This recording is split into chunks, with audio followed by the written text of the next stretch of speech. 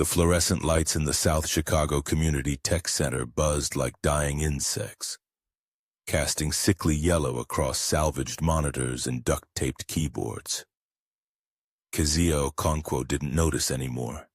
She'd spent 3 years in this converted warehouse, where the coffee maker sputtered like it had emphysema, and the heating worked on a coin-flip basis.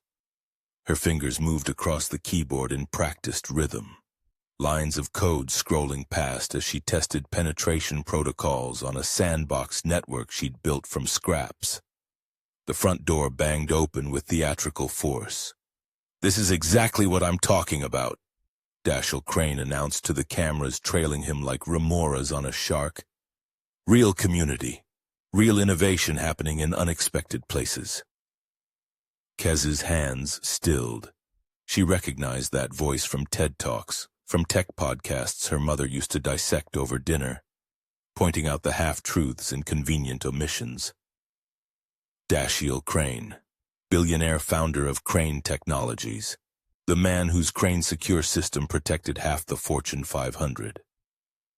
He swept through the center with his entourage, expensive sneakers squeaking on linoleum that hadn't been replaced since the 90s, designer jeans that cost more than 3 months of the center's electricity bill. A watch that caught the light like a small sun strapped to his wrist, silver temples perfectly styled. The kind of man who wore humility like an ill-fitting costume. "Look at this," he said, gesturing broadly at the mismatched computers, the folding tables, the walls covered in printouts because they couldn't afford a second projector. "This is where the magic happens, not in some sterile Silicon Valley campus. Here, with heart." The cameras ate it up. The volunteers, mostly kids from the neighborhood, a few college students doing service hours, watched with the uncomfortable silence of people who knew they were props in someone else's performance. Dashiell's gaze landed on Kez. She felt it like a weight, that particular quality of attention wealthy people gave when they were about to be charitable. "And what do we have here?" He approached her station, leaning down to peer at her screen with exaggerated interest. "Working on a little project?" Kez's jaw tightened. Little project. She was stress-testing authentication bypass protocols, but she knew what he saw.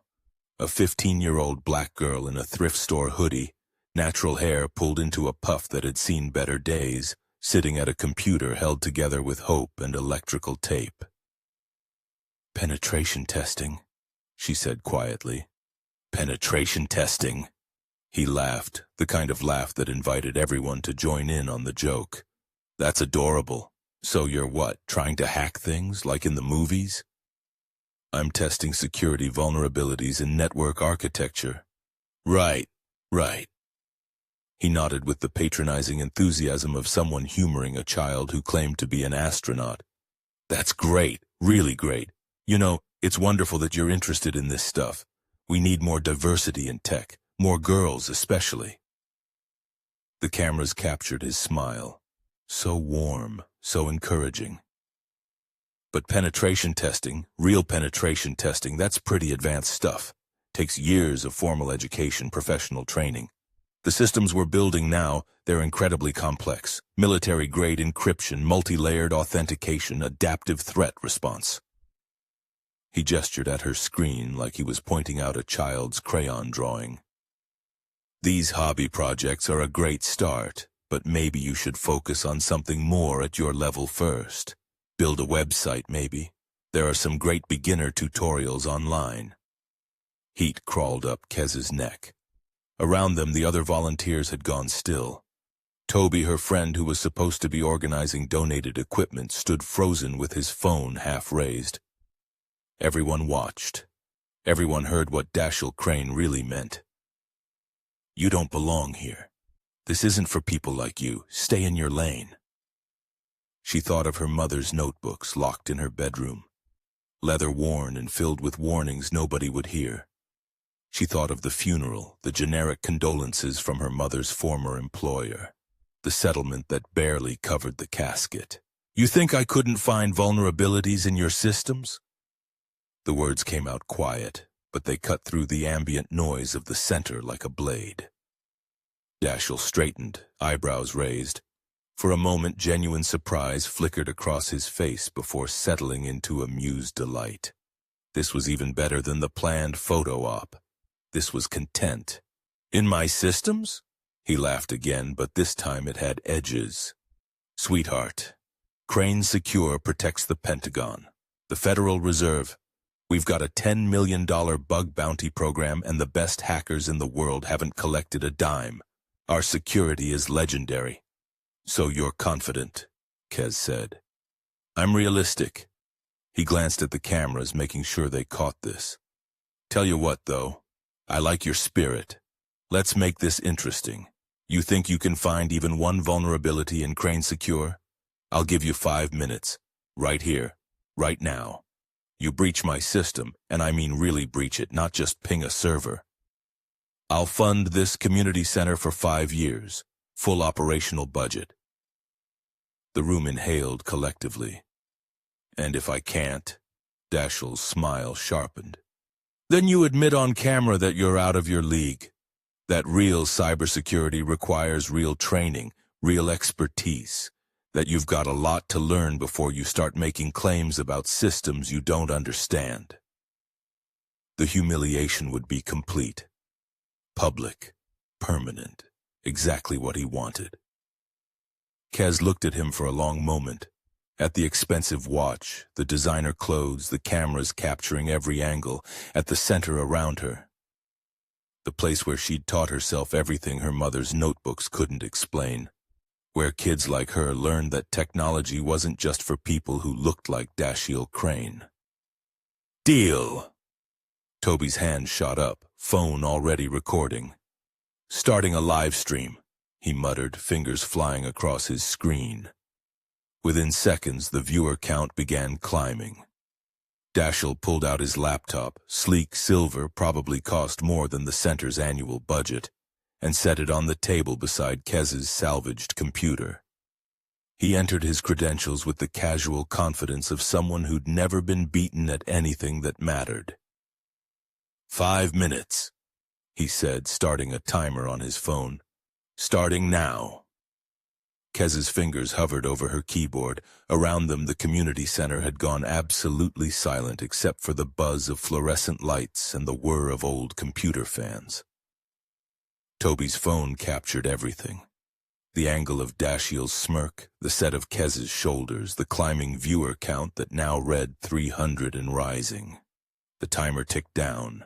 4 minutes, 59 seconds. Kez's hands dropped to the keys and began to move. Kez closed her eyes for 3 seconds. Around her, the community center held its breath. 27 people frozen in place, cameras rolling, Toby's phone streaming to an audience that had already climbed past 800. She thought of her mother's notebooks, the worn leather covers she'd traced with her fingers every night for 3 years. The pages filled with warnings nobody heard. The documentation of vulnerabilities in systems that would eventually become Crane Secure. She opened her eyes, and her fingers dropped to the keys. The first layer fell in 42 seconds. Port 8443, inadequately configured, responding to a custom script she'd written based on her mother's notes about legacy architecture. The firewall accepted her handshake like an old friend. Initial perimeter breached, she said, her voice steady and clinical. Exploiting insufficient port isolation protocols. Dashiell leaned back in his chair, checking his watch. That's just the lobby, sweetheart. Wait until you hit real security. His assistant, a nervous man in an expensive suit, laughed on cue, the sound too loud in the silent room. Kez didn't look up. Her screen filled with cascading code as she moved to the second layer. Social engineering combined with algorithmic brute force, a technique her mother had pioneered and documented in encrypted files. She'd built a program that mimicked legitimate user behavior while systematically testing authentication patterns. The system saw what it expected to see: normal traffic, standard requests. It never noticed the wolf wearing the sheepskin until it was already inside. Layer 2 collapsed, then 3. 2 minutes elapsed, Toby whispered, adjusting his phone angle to capture both screens. Kez's salvaged monitor with its cracked corner and Dashiell's sleek laptop with its premium display. Mrs. Washington, the community center director, moved closer. Her hand covered her mouth. She'd seen Kez code before, had watched this girl teach herself from YouTube videos and library books. But this was different. This was surgical, precise. The work of someone who'd spent years preparing for exactly this moment. The fourth layer presented the real challenge, a proprietary encryption system Dashiell had personally overseen. "This is where you'll stall out," he said, confidence returning. "That's military-grade encryption. Took my team 18 months to develop." Kez paused. Her fingers hovered over the keyboard for 5 seconds that felt like hours. Then she deployed something she'd been saving, a zero-day exploit her mother had discovered 7 years ago in the foundational code that Crane Secure was built on. A flaw so deep in the architecture that patching it would require rebuilding the entire system from scratch. The encryption shattered like glass. Dashiell stopped smiling. He sat forward, eyes locked on his screen. "What did you just—" She was already through layers 5 and 6, her typing accelerating, muscle memory taking over. The rhythm of her keystrokes changed, faster, sharper, the sound of someone who knew exactly where they were going. Her mother's voice echoed in her head, remembered from a video recording. "Security isn't about building higher walls, baby. It's about understanding that every system has a door, you just have to know where to look." Layer 7 fell at 2 minutes, 38 seconds. And then she was inside. Dashiell's personal executive dashboard bloomed across her screen, his full name, private email threads, calendar appointments, board communications marked confidential, file directories labeled internal only and executive access required. The community center erupted. Someone shouted. Mrs. Washington grabbed Toby's shoulder. The live stream viewer count hit 3,000 and kept climbing. Dashiell lunged forward, his chair screeching against the floor. His face had gone the color of old paper, that particular shade of pale that comes when blood drains fast. His hands reached for his laptop, fingers scrambling to close it, to shut it down, to make this stop happening. Kez leaned back calmly, her hands leaving the keyboard. "I'm in," she said, her voice cutting through the chaos with perfect clarity. 2 minutes, 47 seconds, you have critical vulnerabilities in 7 layers of your security infrastructure. Any competent hacker could have done what I just did. They probably already have. Dashiell's hand froze on his laptop. His mouth opened, but nothing came out. Behind him, his assistant had gone equally pale, phone pressed to his ear. Already making damage control calls that wouldn't matter. Toby's phone captured everything. The angle of Dashiell's hand still reaching. The set of Kez's shoulders as she sat back in her salvaged chair. The numbers on the timer frozen at 2:47. The viewer count hit 5,000, then 6. The room exploded into celebration. Kids from the coding class rushed forward. Mrs. Washington was crying, hands pressed to her face. Someone started chanting Kez's name. But Kez wasn't celebrating. Her eyes had returned to the screen, scrolling through the files she'd accessed. Her expression shifted, triumph draining away, replaced by something harder, something cold. She clicked on a folder marked Safety Compliance, Internal. Then another, Known Issues, Unresolved. Her fingers moved faster, opening file after file. Email chains, technical reports, risk assessments marked acceptable loss. The celebration around her began to fade as people noticed her face. "What is this?" she whispered, her voice barely audible above the dying noise. She turned to look at Dashiell, who had gone from pale to gray, on her screen an email thread from 8 months ago. Subject line, "Hospital security system failures do not disclose." "What is this?"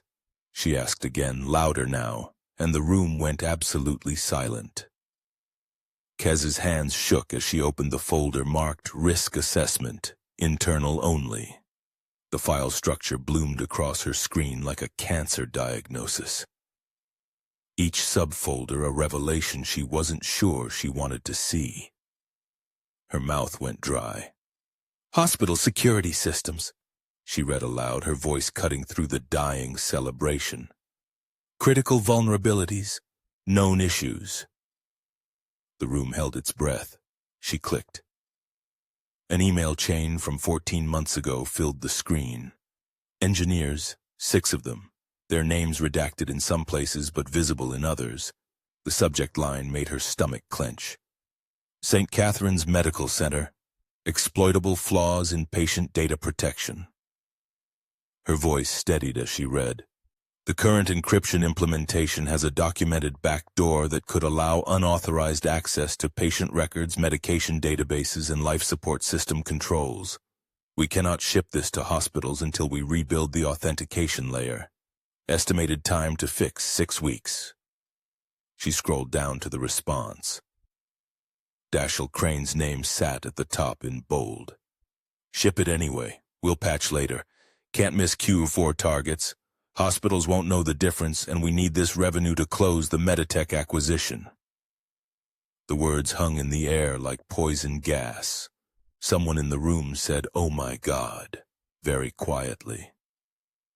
Kez's fingers moved without conscious thought, opening another folder.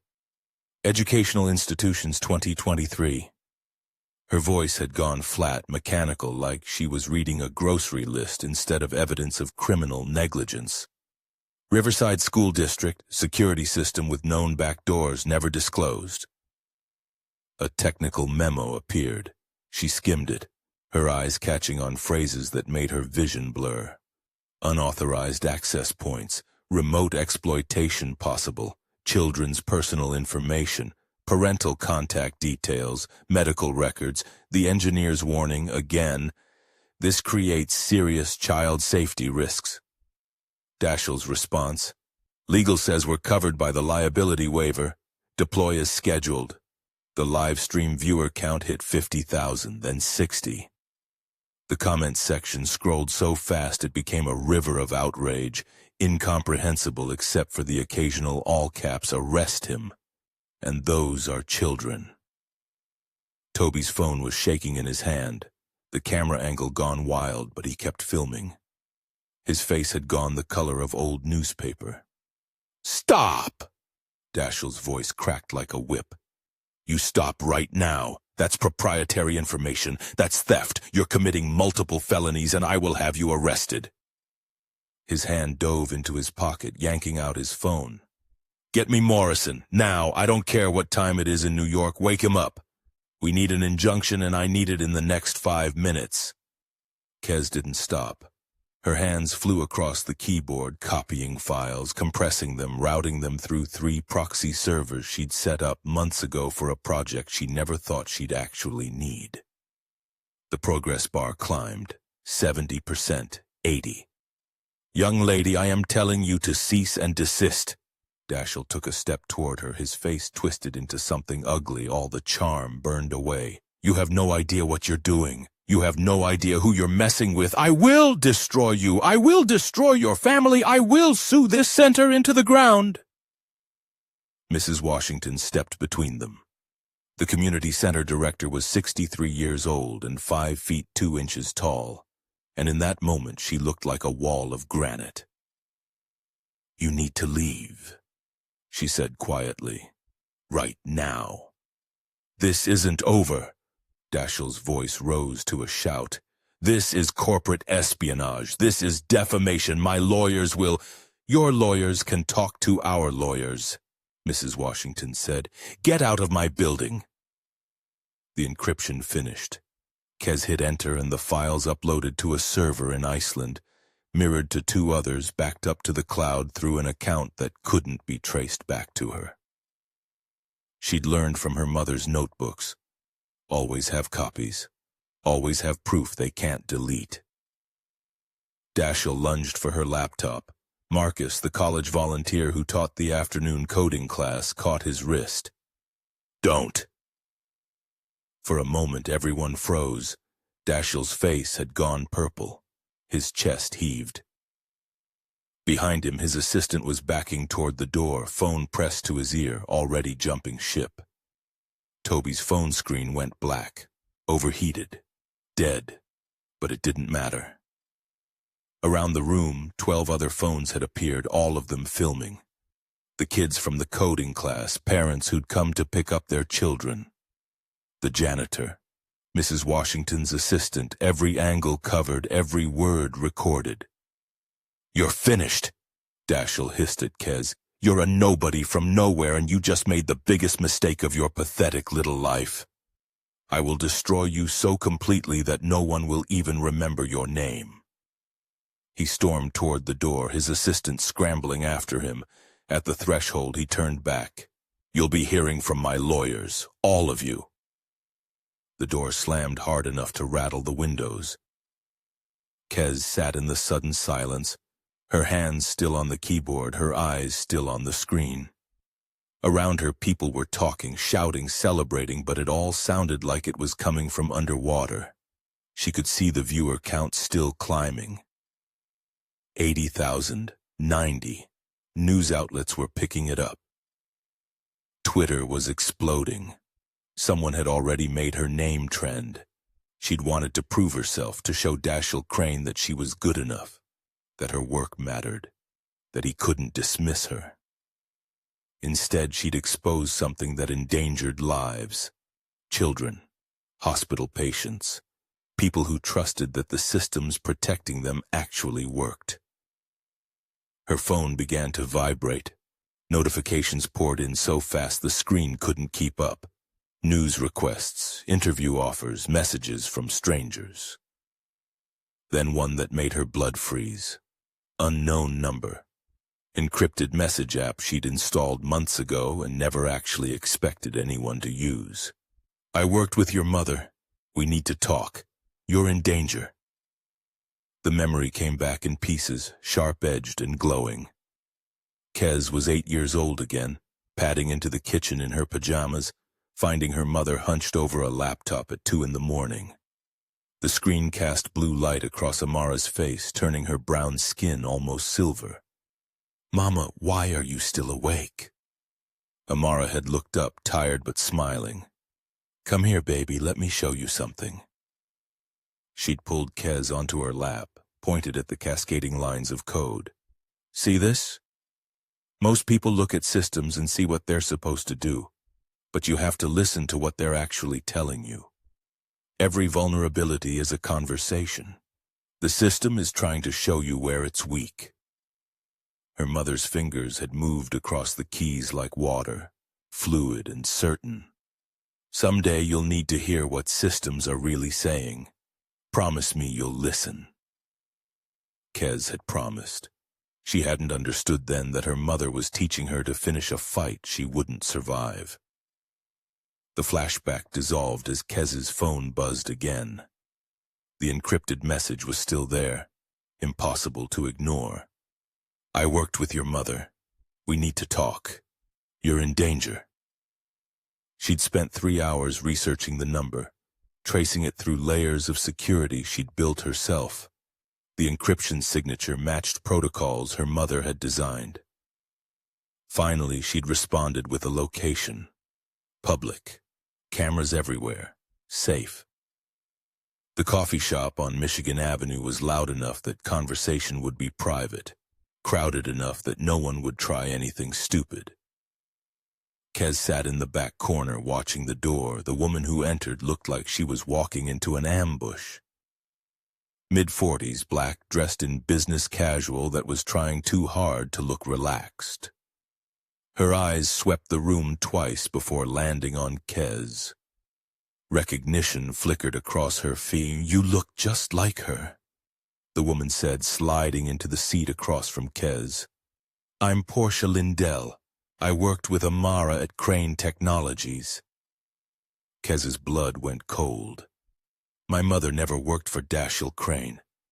Not for Dashiell. For the company he acquired. We were at SecureNet Solutions. Amara was the best security architect I ever worked with. Portia's hands were shaking around her coffee cup. When I saw your breach yesterday, I recognized the documentation style. The way you annotated the vulnerabilities. That was Amara's method. Exactly. Another memory surfaced. Unbidden. Kez was 10. Her mother had come home from work with her shoulders tight, her smile forced. She'd made dinner in silence, then disappeared into her office.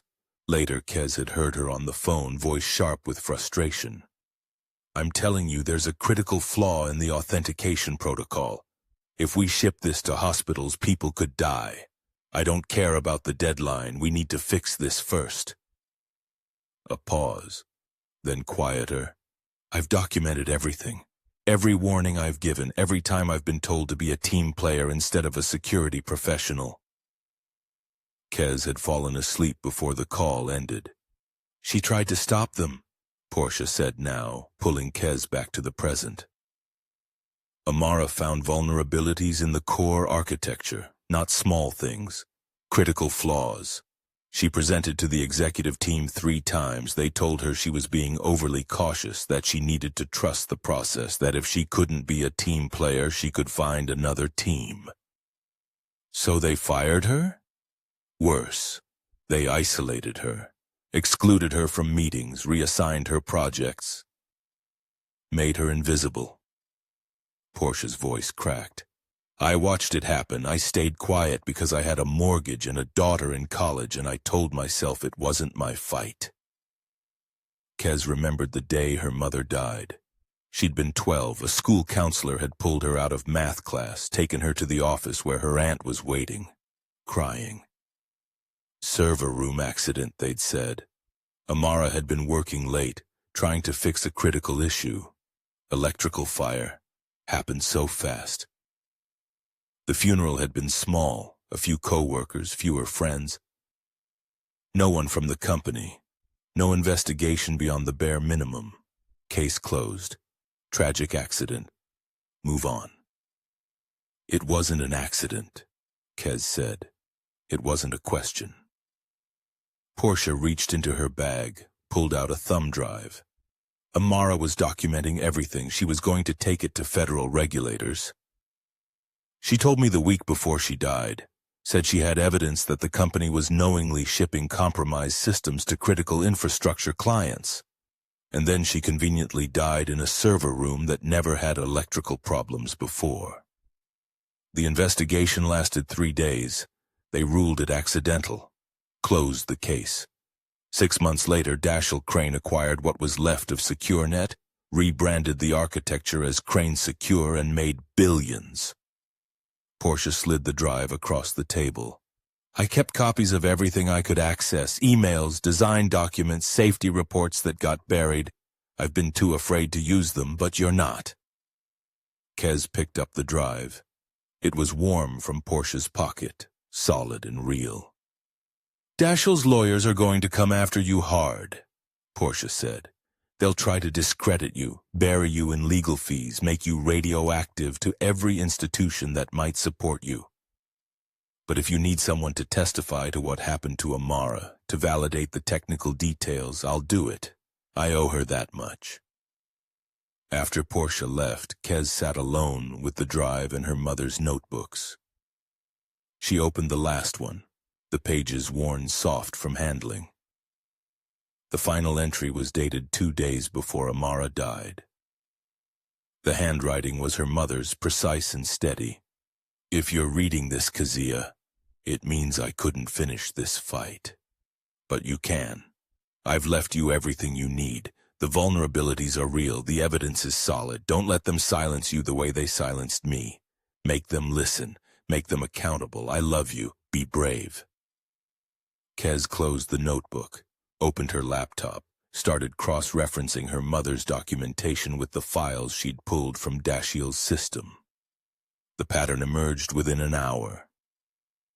Every security failure that Crane Technologies had covered up, every vulnerability that had been exploited, every system breach that had endangered lives, all of it traced back to flaws that Amara had documented and warned about.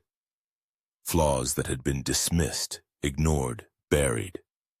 Her mother had been right, and they'd killed her for it. Kez was uploading the correlation analysis when her phone rang.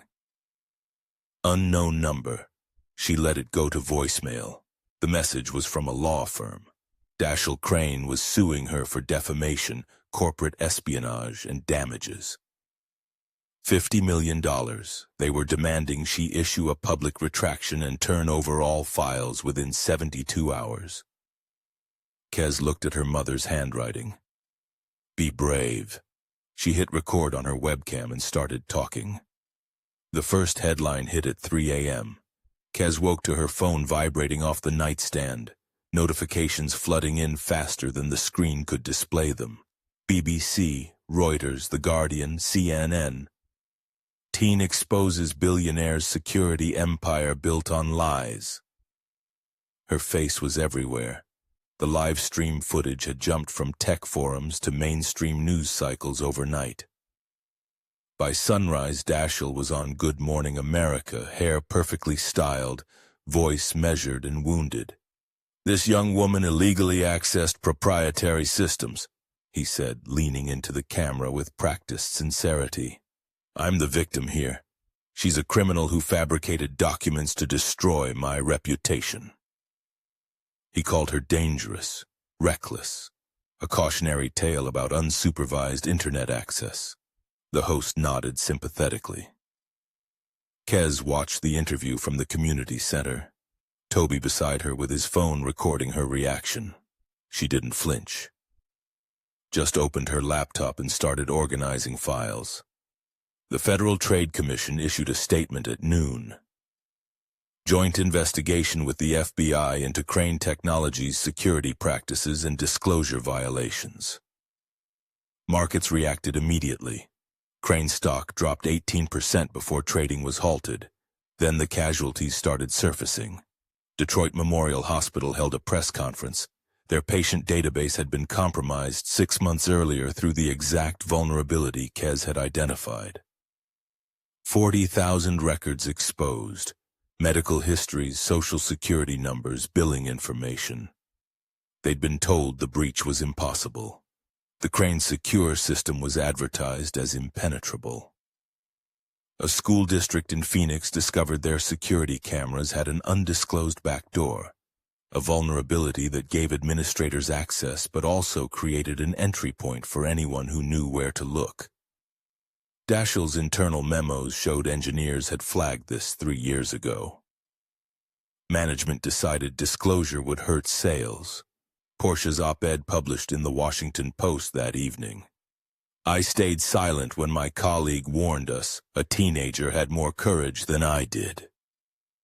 She named names, detailed meetings where Amara Okonkwo had presented evidence of critical flaws, described how she'd been dismissed, marginalized, and eventually pushed out.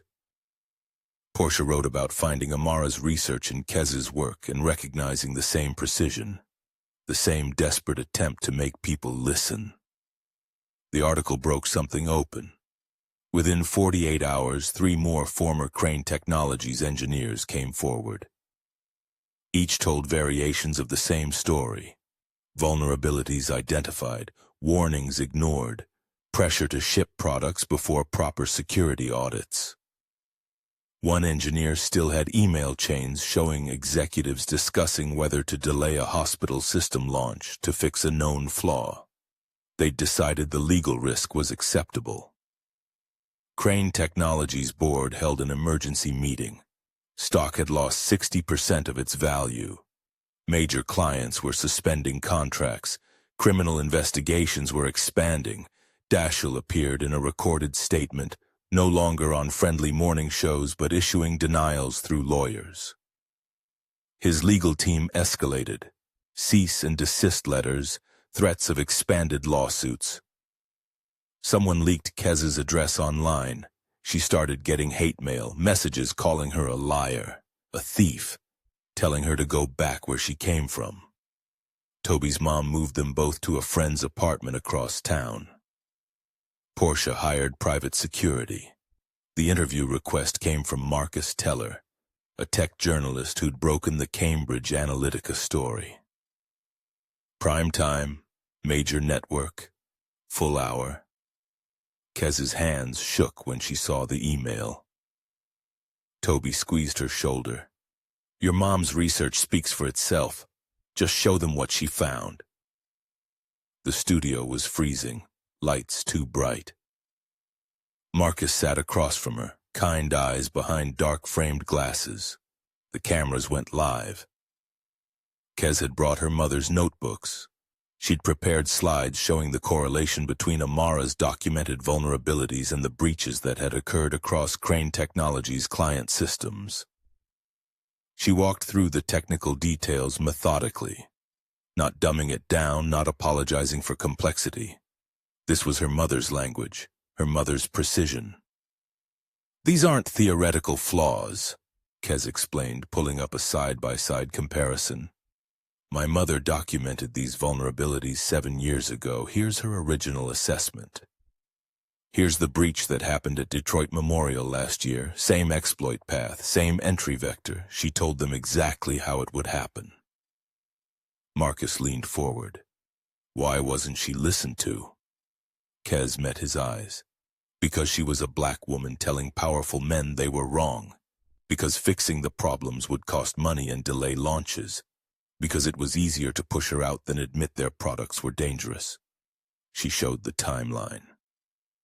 Amara's warnings, her termination, the suspicious workplace accident 2 months later, Crane Technologies acquiring the security architecture she'd worked on, rebranding it as revolutionary, selling it to hospitals, schools, government agencies, all while knowing the flaws were still there. Every institution that trusted Crane Technologies was betrayed, Kez said. Every person whose data was exposed, whose safety was compromised. My mother tried to prevent that. She documented everything because she knew they wouldn't believe her without proof. She spent her last years trying to protect people who never knew she existed. Marcus asked the final question gently. What do you want people to understand? Kez touched her mother's notebook, worn leather soft under her fingers. My mother tried to save lives by telling the truth. She lost everything. I'm finishing what she started. This isn't about revenge. It's about accountability. It's about making sure the next brilliant person who sees something wrong doesn't get silenced the way she was. The camera held on her face. 15 years old, exhausted, unbreakable. The interview went viral before it finished airing.